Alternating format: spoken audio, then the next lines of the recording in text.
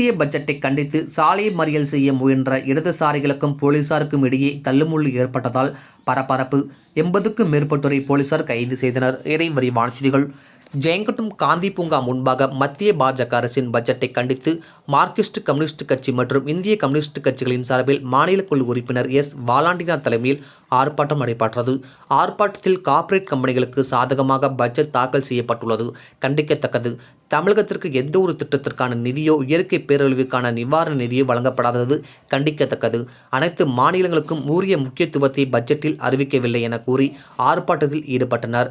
இதனையடுத்து ஊர்வலமாக வந்த கம்யூனிஸ்ட் கட்சியினரை 4 ரோடு அருகே மறியலில் ஈடுபட முயற்சித்தவர்களை தடுத்து நிறுத்தினர்.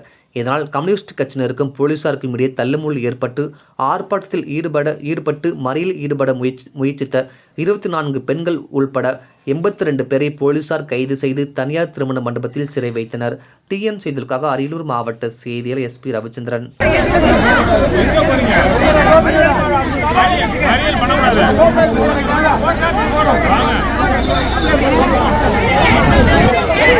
இந்த பக்கம் வாங்கம்மா. என்னம்மா பிடிங்கம்மா. கயிறை மேலே விடாதீங்க, கயிறை மேலே தூக்காதீங்க, அவங்கள அப்படியே தள்ளி விடுங்க.